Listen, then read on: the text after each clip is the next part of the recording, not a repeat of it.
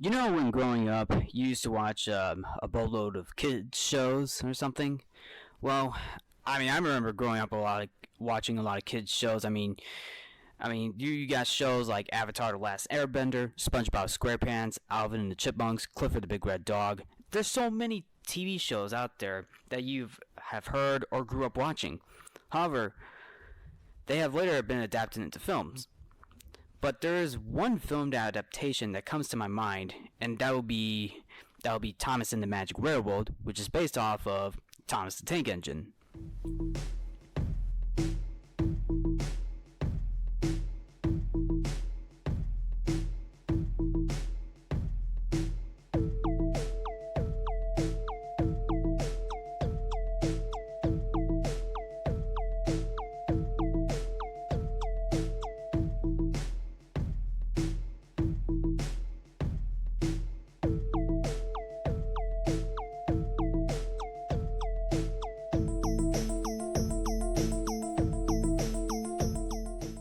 Hello and welcome to another episode of Codo Cinema, the podcast show where I talk about movies.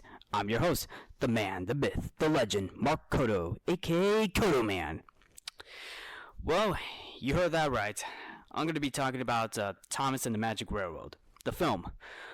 And this is not really a breakdown of the film. This is more of a behind-the-scenes story because Thomas and the Magic Railroad has become one of those films that has been talked about on the internet. If you thought Zack Snyder's Justice League was the talk of the town, well, long before that, you have Thomas and the Magic Railroad, which was quite honestly one of the few films that literally got the boot when it comes to film adaptations. Sure, there have been a few other film adaptations that came beforehand, but this one stirred a lot of attention, particularly on the internet. Well, for starters, Thomas and the Magic Railroad is a 2000 children's fantasy adventure film written and directed by Brett Allcroft and produced by Allcroft as well. It is basically the first and only theatrical live-action animated Thomas and Friends film in the Thomas and Friends franchise. So, just to give a little brief insight about the film. Plus, it was also based on the British children's book series, The Railway series by Reverend W. Awdry, and its televised adaptation as well, Thomas and Friends, to which Britt Allcroft did. And they also did an American TV series as well, Shining Time Station, which is something I barely heard about because I remember growing up watching Thomas the Tank Engine, basically the first 5 seasons, and I'm going to be honest with you, the first 5 seasons were my go-to growing up as a child because I remember watching Thomas and Friends on the video cassette. Basically the first 5 seasons, and the first thing that came to my mind is, well, the show. The show, basically they use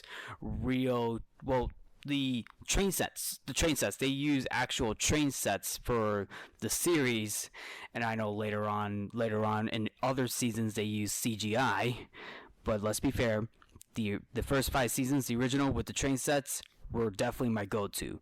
And I'm pretty sure there were definitely a few other seasons after season 5 where they continued to use the train sets, but like later in the 2010s they decided to transition to CGI, which is always something I question about, but I don't know about that. But anyway, prior to season 5 of Thomas the Tank Engine, the filmmakers decided to make a movie about Thomas the Tank Engine called Thomas and the Magic Railroad. Now, I actually grew up watching Thomas and the Magic Railroad on, I believe it was on DVD, and it was a childhood memory. I thought, hey, seeing Thomas the Tank Engine on the big screen, or should I say the small screen, even though it was released in theaters, was really something. And I remember I remember watching it as a child. It was nostalgic enough. But the one thing I didn't realize, especially when I got older, I noticed something is up with that film. Like did the film hold up or not? Unfortunately, the film The film did not get a good reputation from many film critics nor audiences who actually went to see this film. So what went down? What went down with this film? Well, for starters, let's start at the beginning of the production. Plans for an original Thomas and Friends film started with Paramount Pictures, but were not carried through. Shortly after, Destination Films began funding the project, and production started in 1998. Okay, so they had a transition from different studios. Okay, filming took place at Strasburg Railroad in Pennsylvania, including Toronto, Canada, and on the Isle of Man. The film went under extensive editing following poor test screenings, resulting in the removal of the majority of scenes featuring Doug Lennox's character P.T. Boomer. Wait, what? There's actually supposed to be a character in this film? I mean, I remember watching the film. You have Thomas the Tank Engine, Percy, James, Gordon, Edward. Oh wait, Edward was not in this film, and then Toby, Harold, Diesel 10. Oh boy, I remember seeing Diesel 10. Diesel 10 was probably one of the scariest villains in this film. But P.T. Boomer, that really got me questioned to like, was this film different or something? Were they actually gonna have like two different villains in this film? Well, from the behind the scenes, it looks like that was the original plan. Unfortunately, test screen audiences did not like it, so the character was originally intended to be the story's primarily antagonist, so that got removed, and of course they had to recast several voice actors. Several voice actors? I mean, who? Dang. I mean, yeah, there were a lot of actors, but if I remember correctly, in the Thomas the Tank Engine series, like the earlier seasons, the narrator was basically the voice of all the engines. Wasn't that really the point of the series? Don't they have like one narrator? Well, if it helps, I remember growing up and I didn't even know this was based on a British or UK show. That they actually had one narrator, but in the UK, the main narrator in the show is named Michael Angelis, who is probably one of the few recognizable narrators for Thomas the Tank Engine, and he actually voiced all the characters in the show when it first aired in the UK, but in other countries like the US, it was dubbed over by George Carlin and Alec Baldwin. Alec Baldwin was in Thomas and the Magic Railroad as Mr. Conductor, who actually played as the narrator in the edited version of Thomas and the Magic Railroad, which is pretty surprising because, like I said, I grew up watching Thomas the Tank Engine and seeing this movie, and I thought, hey, it's okay. I thought it was okay, but growing up, I was like, oh boy, this film did get into a lot of trouble. So yeah. So with Michael Angelis was originally going to be in this film voicing James and Percy, but somehow he was recasted because the reason why the test screen audiences thought Michael Angelis sounded too old. This got me questioning why. I mean, why is that? I mean, Michael Angelis will later go on to do more narration for the other seasons of Thomas and Friends. So why was he considered too old for this film? I mean, I don't really get that. And of course, I feel like another thing to also mention is Australian voice actor Keith Scott originally voiced Diesel 10, as evidenced in both the US and UK trailers, but somehow he was recast because test screen audiences claimed that his portrayal was too scary for young children. Wait a minute. Keith Scott was replaced in Thomas and the Magic Railroad because he was too scary? Well, I don't know how to say. I mean, man, I don't know how to say this. It's like if production of this film was way ahead of its time compared to today or something. Oh my goodness. Oh my goodness. I mean, they even said the same thing about P.T. Boomer. Test screen audiences on Diesel 10 and P.T. Boomer were both scared. I remember watching Matilda on TV, and the character, the principal, the main principal, the Trunchbull from Matilda, starring Mara Wilson, who Mara Wilson also stars in Thomas and the Magic Railroad. The Trunchbull in that film is it's scarier than P.T. Boomer. And yes, Diesel 10 is also scary too, but come on!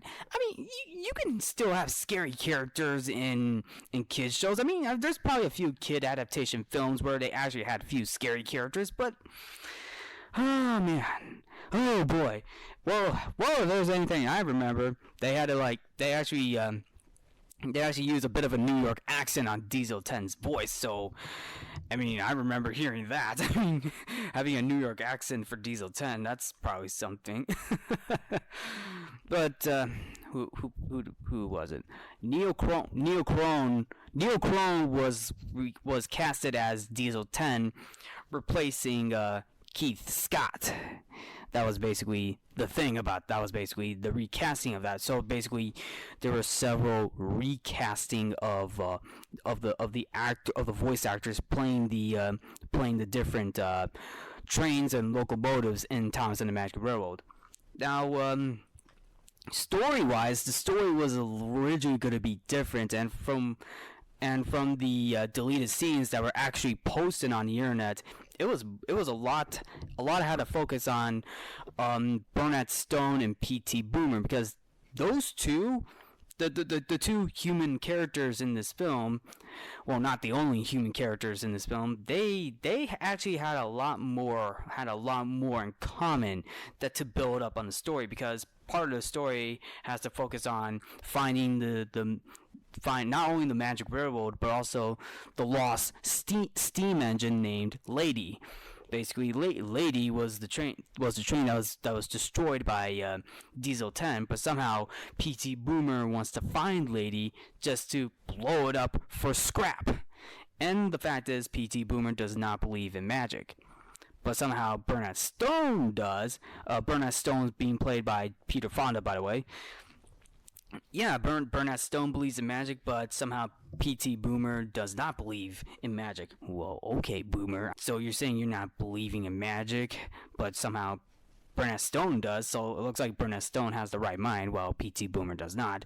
But somehow, in many scenes that were deleted, I mean, P.T. Boomer really wants to find the steam engine on Muffle Mountain. And it's really surprising too, because I actually saw the deleted scenes online, and I was just blown out of my mind, just seeing the scenes that were not even included in the final cut. Plus, the original narrator for Thomas and the Magic Railroad was actually supposed to be Lily instead of Mr. Conductor. So yeah, that was a difference right there. I mean, man, I thought Justice League had a lot of trouble. I mean, yeah, I know that one had a lot of trouble, but Thomas and the Magic Railroad, that is another level of production trouble.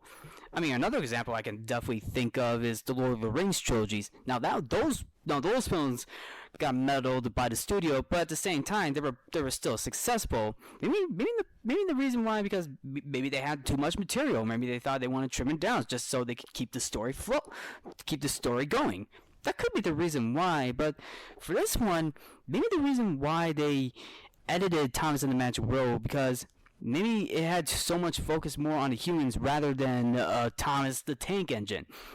That could be the reason why, but the film still got a bad reputation because one, because of the switching of the different voice actors, because obviously enough, the original voice actor for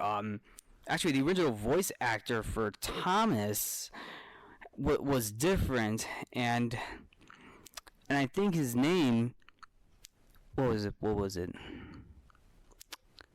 Bellis. Bellis is the last name. I think it was John Bellis, I believe. Yeah, John Bellis. It was John Bellis was originally gonna voice Thomas the Tank Engine in this film, and John Bellis was a UK fireman and part-time taxi driver who worked on the film as the Isle of Man transportation coordinator and facilities manager, but received the role when he happened to be picked up by Britt Allcroft and the crew from the Isle of Man airport in July of 1999. But part of it was because John Bellis did some recordings to voice the character, and somehow Britt Allcroft thought, this is it. This is the voice. I think I found my voice for Thomas. I mean, hey, she believes it, but somehow test screen audiences thought John Bellis sounded too old for Thomas. Although, to be fair, Bellis did receive his on-screen credit as the transportation coordinator, and the fact that his voiceover still remains intact in the original UK trailer. So I guess it wasn't all bad, but still, I feel bad for John Bellis. Even John Bellis himself said he was gutted from the film, but still wished the filmmakers well. So I guess it wasn't all bad, but still, that's pretty rough to think, like, when you have like different voice actors who are trying to play characters, and yet they think test audiences think they sound too old. I mean, I would imagine listening to a director's cut. Like, it's kind of like I want to watch a director's cut, see what it would sound like, but I don't know if we're gonna get that or not. But on the soundtrack, they said the same thing about Michael Angelis for Percy and James, but he was recasted by two other voice actors as well, which is very surprising too. Also, another fun fact: John Bellis was not the only actor who was up for the role to voice Thomas the Tank Engine. Ewan McGregor and Bob Hoskins were also up for the role as well. I'm gonna say that again: Ewan McGregor and Bob Hoskins. Actually, I can imagine Ewan McGregor voicing Thomas the Tank Engine. I mean, while he is very well known for Obi-Wan Kenobi, but I can actually see that. Hearing Ewan McGregor voicing Thomas the Tank Engine, I mean, I could possibly hear that. Bob Hoskins, though, I say it's debatable, but I actually would have loved to see Bob Hoskins voicing Diesel 10. Now, that would actually be a fan's cast dream come true. That actually would have been something that I can actually see. But even though we did not get that, so that's okay. Somehow Edward Glenn was the replacement actor for Thomas, and aside from Michael Angelo is also getting the boot as well. Susan Roman and Linda Ballantine were also casted to voice Percy and James. And I already mentioned Neil Crone. Neil Crone would be in the final film voicing Diesel 10. And somehow this film was a bit of a mess as well. I mean, kind of think about it, I never would realize how different this film was. I mean, the film was going to be different. I mean, I mentioned about the test screen audiences. They thought Doug Lennox's character was scary. I mean, I watched the deleted scenes, and I will say this: P.T. Boomer is more crazy than being scary. I see him as a crazy person than a scary person. I mean, I feel like there's a difference. There's a difference right there, but I can't really explain enough about this. I mean, Jiminy Crickets! I mean, this film was originally going to be different. I mean, different with the. I mean, can you imagine Thomas and the Magic Railroad, a director's cut? Can you imagine how different that film would have been if the film wasn't edited that much? I mean, I can imagine a different reception for that film. I mean, it probably won't be good, but probably better than the theatrical cuts, because with the film going through extensive film editing following poor test results, it received overwhelmingly negative reviews from critics upon release, mainly from the UK, where Shining Time Station had not been broadcast. Criticism of the acting, plot, special effects, and lack of fidelity to his source material.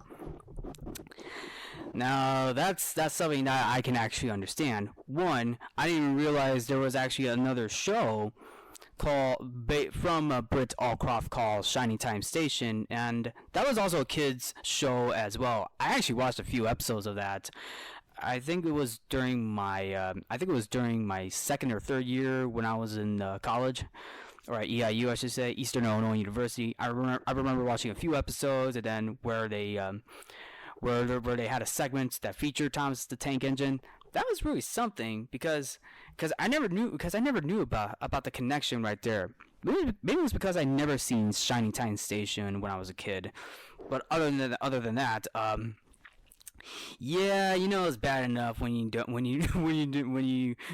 have a show that connects to Thomas the Tank Engine was never aired in the country where the OG show once was. Yeah, that's bad enough. Yeah. The acting, though, I will have to say this.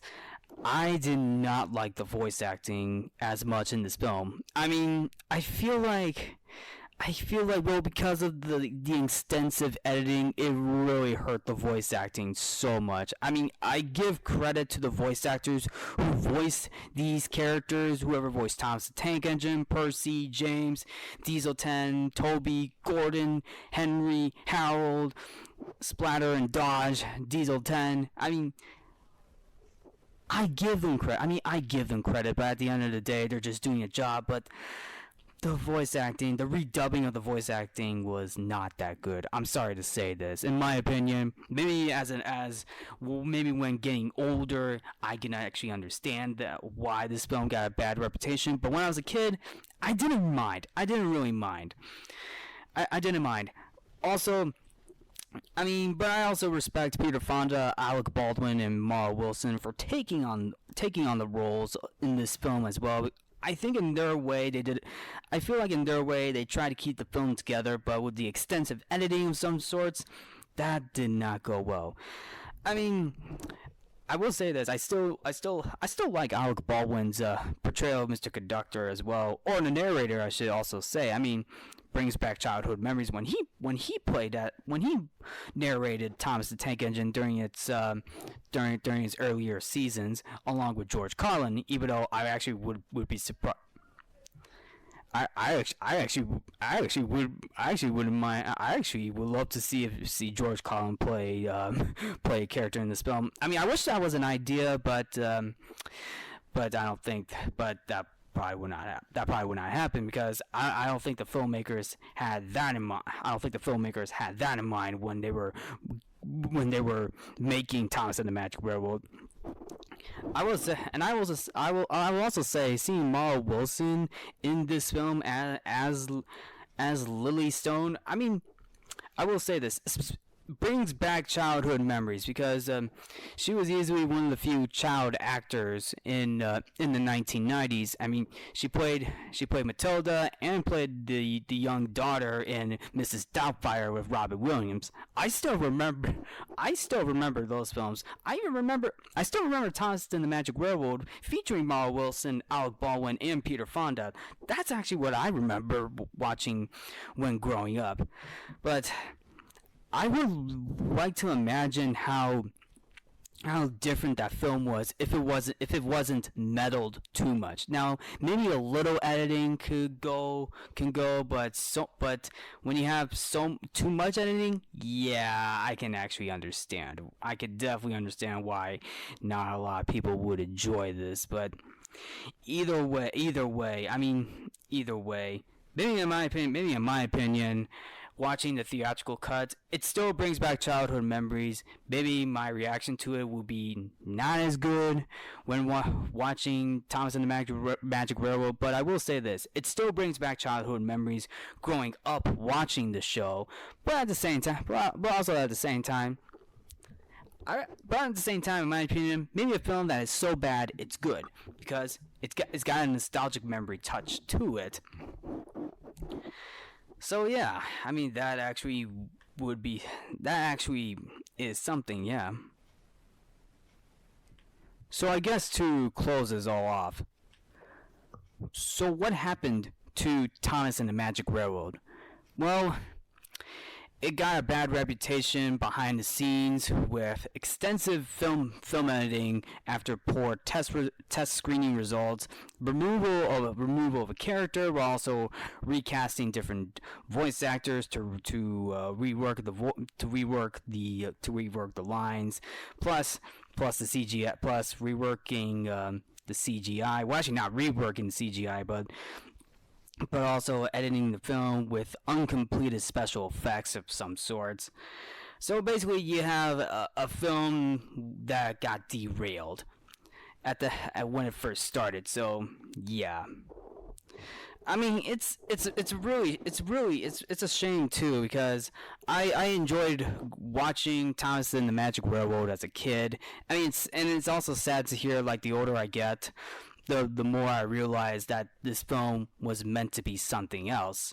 And I hope we get a director's cut too. I mean, I wouldn't mind seeing a director's cut of Thomas and the Magic Railroad, but for now, the magic of the director's cut is still up in the air. So what are your thoughts of Thomas and the Magic Railroad? Have you seen the film? Did you grow up watching the film? Did you hear about how different this film was going to be? Well, feel free to let me know. I mean, what could possibly happen next? I mean, like, what's next? The Codo Cinema Express? Thank you for tuning into Codo Cinema. I'm your host, Mark Codo, aka Codo Man. Remember to watch movies and stay... Wait, what? All aboard the Codo Cinema Express!